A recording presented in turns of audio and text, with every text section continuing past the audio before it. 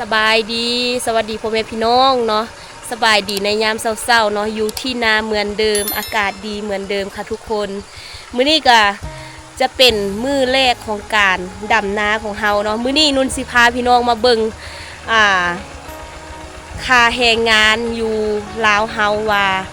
ช่วงดำนานี่แรงงานคนหนึ่งมาเฮ็ดเวียกมือหนึ่งจะได้ประมาณเท่าไหร่เนาะได้ประมาณจักบาทเพราะว่า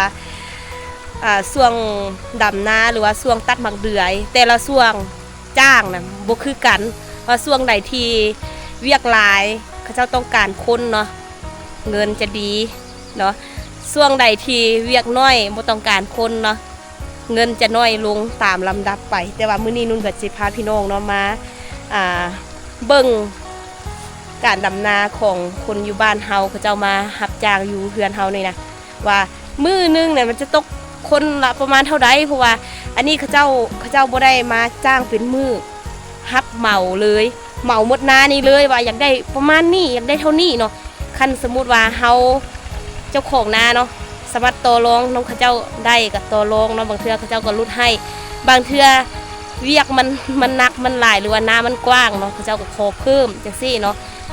อยู่บ้านเฮาแต่ว่าบ่ฮู้ว่าบนอื่นเขาเจ้าอาจจะเว้าแบบเด็ดขาดเลยว่านาเฮาเนี่ยเฮาอยากเฮาสิจ้างประมาณนี้เนาะเฮาสิให้เหมาประมาณนี้ก็คือประมาณนั้นเลยแต่ว่าอันนี้ก็เป็นคนฮู้จักฮักแพงกันภายในหมู่บ้านเนาะหลายคนเนาะเดี๋ยวสิมาพาพี่น้องเบิ่งว่าดำนาอยู่บ้านเฮาค่าแรงงานหรือว่าค่าของชีพประมาณเท่าใดเนาะไปถามคนที่ไปรับเหมาหรือว่าไปจ้างตลอดเลยเนาะพี่น้องมือนี่ก็ถือว่าเป็นมือที่ทุกอย่างพร้อมเนาะทั้งรถทั้งอย่างกับบริเวณเพเนาะเขาเจ้าก็ลุกตั้งแต่เช้าๆเนาะน้องสายเขาก็พากันมาลาดนาเนาะลาดซ้ำไห่นั่นแล้วก็มาโตไห่นี่เนาะเมื่อวานนี่ก็คือตอนหัวเลี้ยงตอนนู้นออกเมื่อนะยังซีไห่เนาะแต่ว่าเขาเจ้าลาดจนมืดพี่น้องมืดเอาแถวว่าแล้วก็พากันลดไตเขียดเนาะจึงเศร้าแล้วมื้อนี้ตอนเศร้าก็ยังเหลือ2ไห่เนาะไห่ลุ่มหั่นลาดหากันแล้วก็โตไห่นี้แล้วก็จะมุดจะได้กลับบ้านแล้วพี่น้องเขาเจ้าจะได้กลับบ้านแล้ว รวมทั้งนุ่นน้ำเนาะเดนาของเฮาก็พร้อมเนาะพร้อมในการแบบปลูกนาแท้ๆก็คือข้าวกล้ามาอย่างก็โยนหมดแล้วเนาะจะบ่ฮู้ว่าข้าวกล้านี่จะพอบ่พอเพราะว่าว่าบนหมดเนาะก็คือข้าวกล้าเฮามันบ่ค่อยงามแล้วมันตายเด้นะตอนข้าวกล้าเนาะมันตายย้อนว่าแดดเด้แดดหลายมื้อแล้ววันนี้ก็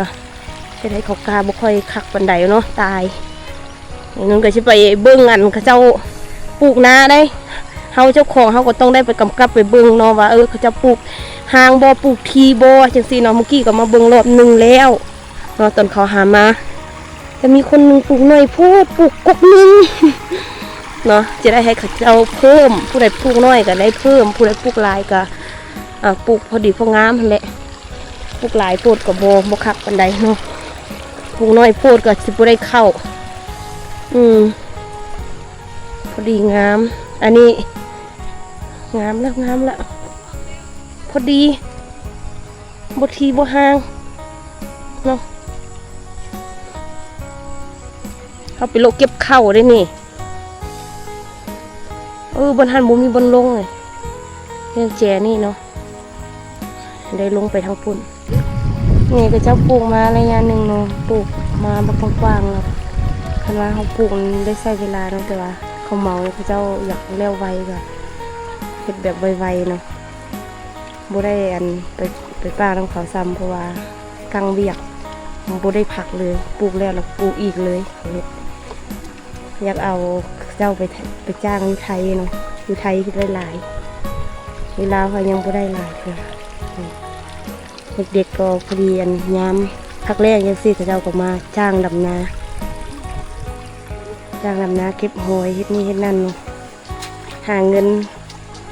จดซื้อเข้าเฮียนซื้อปุ่มซื้อบิ๊กเนาะลูกคนข้าวแล้วเดี๋ยวนี้ก็ถึงเวลาแตงกินแล้วพี่น้องเบิ่งนุ่นมาจับเอียนหันตัวบักใหญ่ มันตายกลางนาน่ะน่าจะถึงรถทับบ่หรือว่าจังใดก็บ่ฮู้เนาะ แล้วฮู้แต่ว่าใหญ่กำลังมาแต่งกลิ่นเนาะเฮาสิมาเฮ็ดอ้อหลามพี่น้องนี่เกี่ยมเครื่องมายุ่งมายะแบบนี้เลยแบบธรรมชาติเลยเพราะว่า บางคนอาจจะว่ามันเปื้อนหน่อยนึงเนาะเพราะว่าแถวนี้เฮาบ่ได้เมียนแต่งกลิ่นหลายมือแล้วอ้อหลามพี่น้องเต็มหม้ออ้อหลามซีนงัวเนาะเดี๋ยวเอาให้พี่น้องคนก่อนซีนงัวแบบจุกอ้อแบบเป็นตอนแบบซีเลยอ้อหลามซีนงัวเนาะเขาก็ใส่เกลือเป็นนัวใส่หมักเผ็ดเนาะหมักเผ็ดเจ้าทีเพิ่นว่าใส่หมักเผ็ดหลายๆเด้อคนที่มาเฮ็ดเวียกนี่นะ คนที่จะกินนี่นะใส่หมักเผ็ดหลายๆเด้อหนูก็ใส่หมักเผ็ดจัดไปเนาะหัวสีไข่หัวผักเทียมเนาะใส่อ้อหลามแล้วก็ซอยหัวผักบัวใส่หน่อยนึงทุบใส่เนาะอุยางใส่หมดแล้วโม่กำลังฟดกำลังเดือดนี่เอานี่ไปผักในใส่เลยเพราะว่าเราอยากให้มันเปื่อยเนาะผักใส่ลงไปมีหมักถั่วหน่อยนึงก็ใส่ลงไปเนาะเราอยากให้มันเปื่อยอีกอย่างก็ใส่ลงไปรวมเลยมีอันหอดอันผักเผ็ดเนาะบ้านอื่นเขาเจ้าเอิ้นผักหึนว่าซั่นนี่อันนี้นะผักอยู่กลางปลาเลยนะใส่ลงไปเนาะอ้อหลามชุดนี้จะแซ่บแน่นอนเพราะว่าเครื่องครบมีห่อหมกปีหมกปีก็จะใส่คือกันแต่ว่าให้มันเปื่อยก่อนน้อยนึงที่จริงมีครกนะเขาออกต่ำเนาะแต่ว่าขั้นบุมีครกจังซี่คือเขาอยู่ปลาสิเขาก็สามารถต้มให้มันเปื่อยได้เลยเนาะแล้วก็ให้น้ำมันลดหน่อยนึงเพราะว่าน้ำลายเนาะเพราะว่าเขาจะต้มนี่แหละอ้อหลามสุกแล้วเป็นที่เรียบร้อยเนาะเขาก็มาแกงผักกาดตัวพี่น้องเมื่อกี้ฟดแต่ว่าใส่ผักหลายเกินเนาะแกงผักกาดล่าเนาะแล้วก็ผู้ใดที่แบบคลำอ้อหลามให้มันเป็นซีนงัวเนาะปิ้งปลาให้เนาะมีแต่คนเดียวที่คลำนึงก็เลยปิ้งปลาให้เขาเจ้าว่าสิพาพี่น้องกันไปป่าไปลมน้ำมันคนที่แบบว่ารับจ้างทุกมือเนาะเขาเจ้าเนี่ยรับจ้างรับเหมาทั้งรับจ้างรายวันเนาะเฮ็ดทุกอย่างอยู่ภายในหมู่บ้านผู้ใดที่แบบว่าอยากจ้างก็สามารถแบบไปหาเขาเจ้าอยู่เฮือนแล้วเขาเจ้าก็เว้าเลยราคาที่จะจ้างเนาะหรือว่าราคาที่จะรับเหมาเนาะแตกต่างกันน้อยนึงราคาจ้างเป็นมือก็อีกแบบหนึ่งราคารับเหมาอีกแบบหนึ่งเนาะรับเหมาสมมุติว่าเลี้ยวไว้กะบางเทื่อก็ได้หลายบางเทื่อก็ได้น้อยเนาะแต่ว่ารับจ้างรายวันนี่มันสมมุติว่ามื้อนึง150,000เฮาก็ได้150,000เนาะมื้อนึง170,000เฮาก็ได้ประมาณ170,000จังซี่เนาะว่าเดี๋ยวนี้คือประมาณ 11 โมงเนาะเขาเจ้าก็แล้วไปครึ่งนึงแล้วฮอดบอนอันกุกม่วงแล้วยังแต่ทางลุมมันก็ไวคือกันได้ทางลุมนี่นะเนาะแต่ว่าเดี๋ยวนี้คือเต้งกินให้กระเจ้าก่อนเจ้าหิวข้าวเนาะน่าจะประมาณ 11 โมงนี่แหละ11 โมงปลายนิดนึงตอนนี้ถึงเวลาจนสวยทุกคนก็พากันมากินข้าวแล้วดิข้าวสามัคคียูทูบที่ห่างๆกำลังจะตกนี่เนาะเขาจะพาไปได้แจงอยู่พวกกินสู่ญาติพี่น้องเนาะสัมญาติพี่น้องกันเป็นคนรู้จักกันเบิดเลยอยู่ในบ้านของกินมีอย่างไรเนาะมีหมักนัดมีอ้อหลามซีนแกงผักกาดเนาะกันแก้ว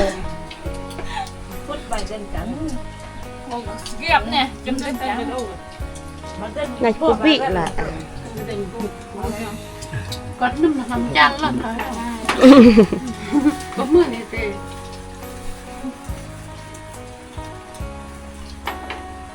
ยับไก่ลงหน้าไอ้เกย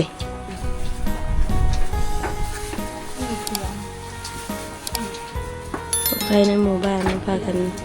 มาดำนารับเหมา กินข้าวต้นสวยวันนี้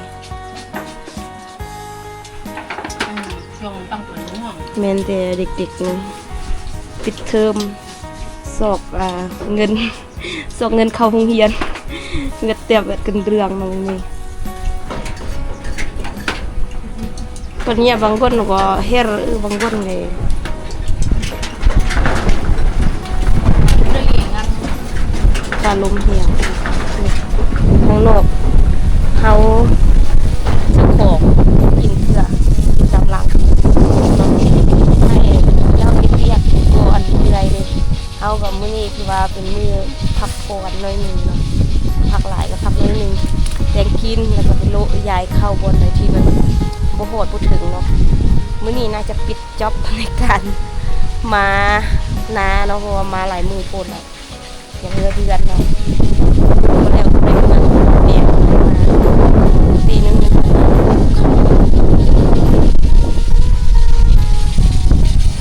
หลังจากที่เฮาห้างพระเข้าให้เขาเจ้ากินข้าวเนาะเฮาก็มาส่งซัฟเฟอร์รถของเฮาเนาะขนเครื่องขนของเนาะทุกอย่างเลยเนาะภาระสังภาระของเฮาที่เฮาเอามาเนาะก็คือเฮาจะค้นกลับบ้านนี่พี่น้องน้ำก็ใหญ่เนาะโอ้ยบายบายเฮาบ่ได้กลับซ้ำเฮายังขี่สืบต่อไปปลูกข้าวเนาะช่วยเขาเจ้าปลูกข้าวคนรถแตกๆเมื่อแล้วอย่างเมื่อนำเด้เนาะ อย่างเมื่อเด้นอนปลาหลายมือแล้วเอ้ยชีวิตบ่ได้พอยังบ่กินข้าวเถอะเนาะห้างพักข้าวให้เขาเจ้ากินข้าวแล้วก็เพิ่นก็ขนเครื่องมาใส่รถแตกๆเนาะแล้วก็เขาเจ้าเขากลับบ้านแล้วแต่ว่ายังเหลือฉันยังเหลือนุ่นกับพอเนาะกับอันคนปลูกข้าวที่นี่จะไปช่วยเขาเพื่อให้มันแล้วไว้ นี่บรรยากาศดีสุดๆเขาเจ้าเอารถมาจอดอยู่ไหนนะปลูกไปปลูกมาเนาะน่าจะฮอดเวลาประมาณ3 โมงปลายด้วยนึงเนาะแต่ว่าแล้วทั้งลุมยังอยู่แถวอยู่แถวเทียงนาน้อยนึงเนาะประมาณ3-4 ไห่นี่ไห่น้อยก็จะแล้วเนาะนับแล้วก็น่าจะประมาณ4 โมงปลายนิดนึงเลยจะว่าอยากกินเหล้าขาวเนาะ แต่บ่ได้เอามาเพราะว่าโนนนาเด้ปลูกแบบบ่นังบ่พักบ่พรปลูกแนวใดสิแล้วก็ปลูกแนวนั้นเนาะปลูกแบบเต็มที่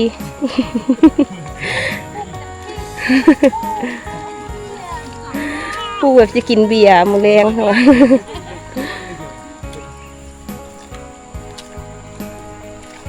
นักหน่วงเนาะเอา เอ้ยรักตอนนี้ก็คือปลูกอยู่ลุมแล้วเป็นที่ห้อยเนาะพากันมานั่งพักผ่อนจะซ้ำอยู่เทิงนี่แล้วก็จะพากันกลับเมื่อหับเงิน เด้หัวหน้าเด้ดีกับพ่อแต่ละมือไปรับจ้างในมือประมาณเท่าไหร่บ่ฮู้แหละหากก็มามื้อนี้ อ๋อมามื้อนี้จะมาบัวดูมันหัวหน้าใหญ่ หัวหน้าใหญ่เนาะฮับเมาแต่ละมือบ่ฮับฮับเมาแต่ละมือมันก็ขึ้นกับนาแต่ว่าแต่ละมือสมมุติว่าจ้างมือนึงประมาณเท่าไหร่จ้างเป็นมือ200,000มือนึง200,000 100 บาท70ประมาณ300 บาทได้อยู่ต่อมือแต่ว่าถ้าว่าเมานี่มันจะได้หลายกว่ากันบ่มันจะได้หลายกว่า200,000แบบนี้ประมาณนี้เนาะทุกยาก ก็คือช่วงนี้นะคันว่าไปรับจ้างดำนาในช่วงนี้เนาะหรือว่าปลูกมะเดื่ออีหยังต่างๆเนาะคันว่าวางงานคันว่าอันเมานี่มันจะได้หลายแต่ว่าถ้าว่าเป็นอะไรเป็นมือประมาณ200,000หรือว่า170,000เนาะได้ยินเขาว่าประมาณนี้เนาะประมาณนั้นแล้วก็เคลื่อนเด็กไปรับจ้างหมด ช่วงปิดเทอมรับจ้างซื้อเครื่องนักเรียน ซื้อพริกเสื่อมว่าเขาไปรับจ้างแท้ก็คืออยู่บ้านเฮาเลยรับจ้างหมดทุกคนเนาะก็คือฮอดอัน ฤดูนี้เป็นฤดูที่แบบว่าดำนาเนาะก็จะมีเด็กๆไปรับจ้างรับเมาเด้คือนาของเฮาจะนี่ นางบอกอยู่น่ะ เขาก็กำลังได้เด้เนาะหัวหน้าหันเป็นแม่หัวหน้าทีม โอ้ยังก็สั่งรวยนี่โอ้เบลยาโปเด็กเขาเจ้ามาเขาเจ้าบ่ได้อันมาล่าเนาะมาเอาอันเฮ็ดอันเฮามักจวกอันนี้พี่น้องเฮ็ดตัวใหญ่ๆอ่ะน่ะเอามื้อกินว่าซั่น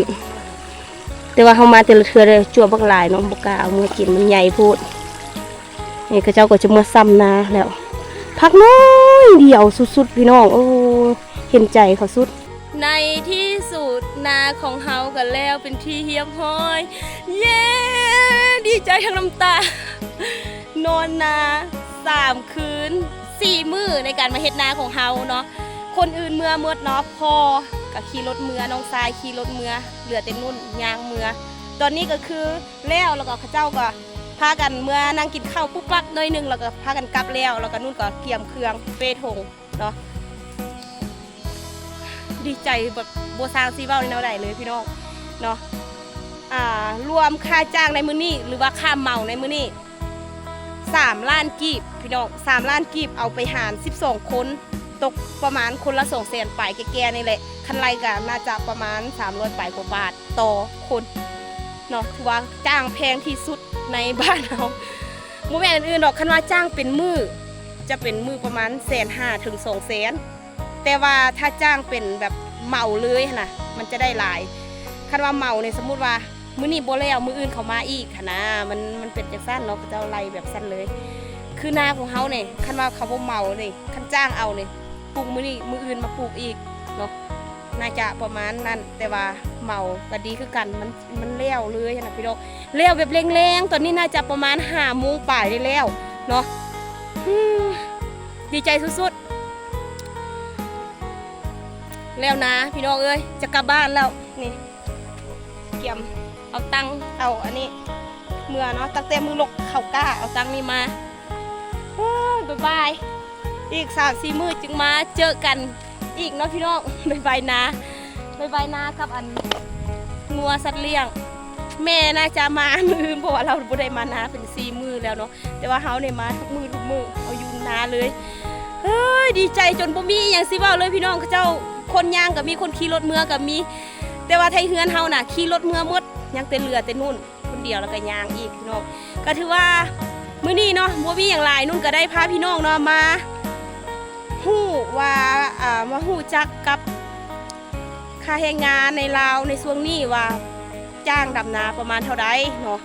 ว่าก็อยู่บ้านเฮามันก็คือนุ่นว่ามี2 ราคาดำเป็นมือจ้างปลูกเป็นมือแล้วก็จ้างแบบเมาเลยเนาะเมาทั้งนาเลยเนาะราคาจะแตกต่างกัน